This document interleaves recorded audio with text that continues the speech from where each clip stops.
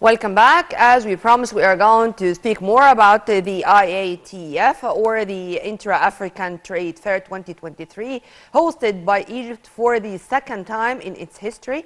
The first time it was in 2018, and this edition is 2023, also in Cairo. The second edition was held in Durban, South Africa in 2021. To shed more light on the important gathering and its results and its important protocols, deals and agreements which were signed, we are very much delighted to have with us via phone Dr. Diaa Fiqi, member of the Economic Committee of the Egyptian Council for Foreign Affairs. Thank you very much for being with us, sir, and a very good morning. Good morning to you. Sir, just the return back of the fair to Cairo in its third edition, it's really indicating a lot, indicating the full trust in Egypt to hold such an important event. It's saying that Egypt is one of the pioneering countries to support the African free trade strategy. And all the guests really thanked Egypt for the warm hospitality and warm reception of all of them since they landed in Egypt. Tell me more about that before going into more details. Firstly, I would like to record that the presence of His Excellency President Sisi in person to open and host the African Fair gives strength and success to the event, and also reflects Egypt's interest in Africa international cooperation in order to attract investments and achieve Africa development. I'm sure that everybody share in this mega event, happy to be here. These big opportunities to everybody, and also as we know, Egypt is a big country in Africa, and to host this big event twice, especially this time, is very important, really, and give messages inside and outside. Amen to that. And if we go through the speech of the high-ranking guests who addressed the event yesterday, they talked a lot, or they mentioned a lot, how much Egypt was keen to support the African states, our brotherly nations, to develop their infrastructure, to exchange expertise in the fields of renewable energy, digital transformation, and so on. How do you see this, sir? Really, Egypt support all, the positive things to Africa, and we have all the problems in Africa. We are an African, we are a pioneer and large country in Africa, Egypt. And, we support all of this, especially in this stage, of crisis everywhere. We see around the world what happened. So Egypt really gives, important push and a strong push to make successful for our African neighbors and brothers in Africa. I'm sure that this event especially will, give a great future, near future, really, to everything here. We sharing ideas, we sharing experience, and I'm sure that this platform will be supporting everything positive in Africa for the coming years. And it was also a very important point which was mentioned yesterday, that the African contractors, for example, are going now to find more opportunities. Many of the mega projects scattered all over Africa, unfortunately, they were held by non-African contractors. And this was such a loss.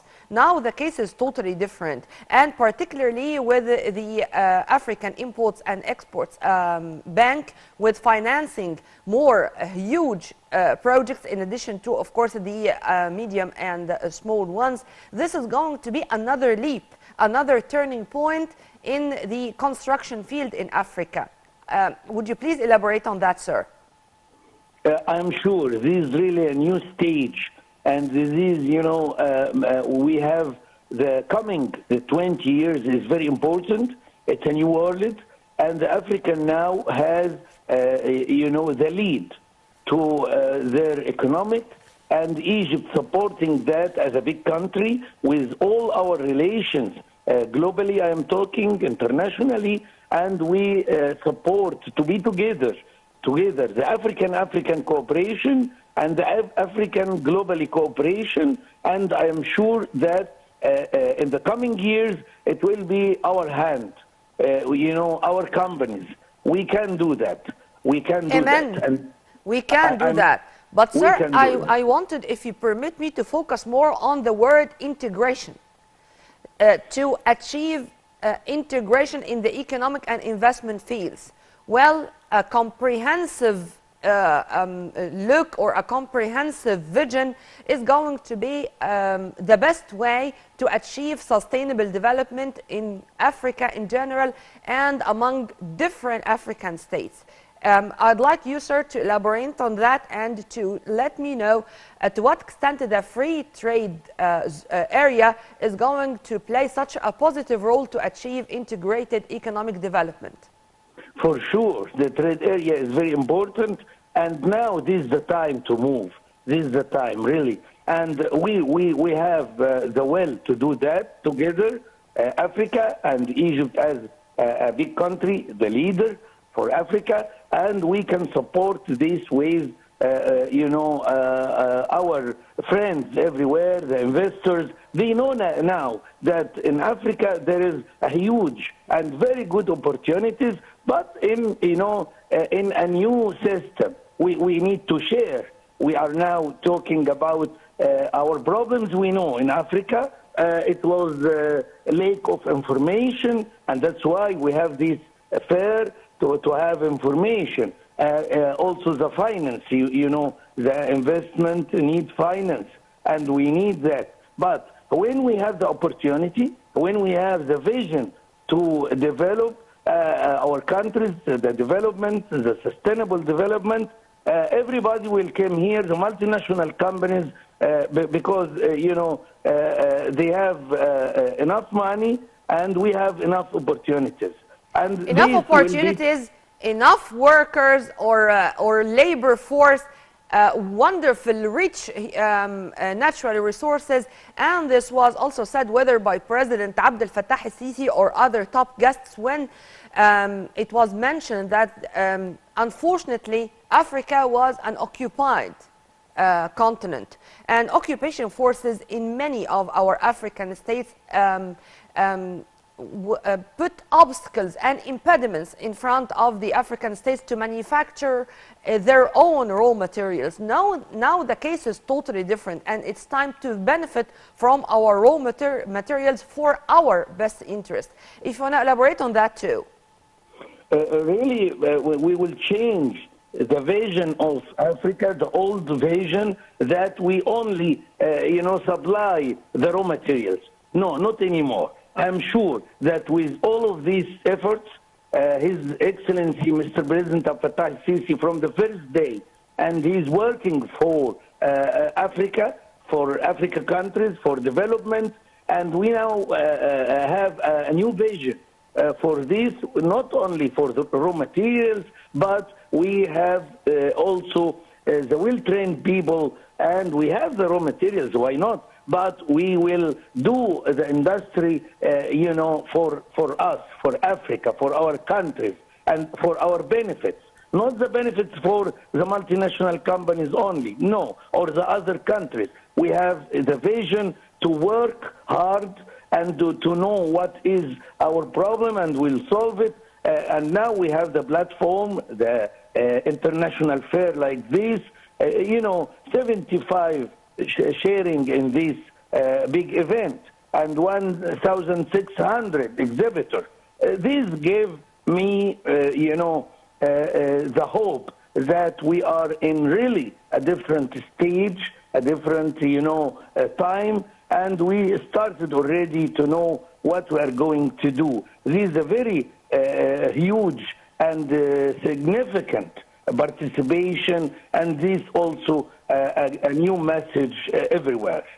And if you visit the pavilions inside the fair venue, you would find youth and women. So empowering youth and empowering women was also such a big opportunity. This platform was a big opportunity to show how the African youth, how the African women can share and can bear this responsibility, can shoulder this responsibility of leading a sustainable development path for the best interest of all African nations. Really, from the first day, as we remember, all of us is remember His Excellency Mr. President Sisi, make a big conferences, African conference for women, for youth, and we have really the best in the world in these, people, well-trained women, well-trained youth, and this give us also another strong item to work in this, because it is not available everywhere. Now we are working very hard to give the chance, the opportunity to African youth, to African women, and this will make the difference. Amen. And also the Africa Free Trade Area is merging 54 African countries. And it was also agreed upon to have one single huge market for Africa. How do you see this also as one of the positive steps in a long journey and to be considered as a big step? But still, we do have a lot of homework to do, if you agree with me on that.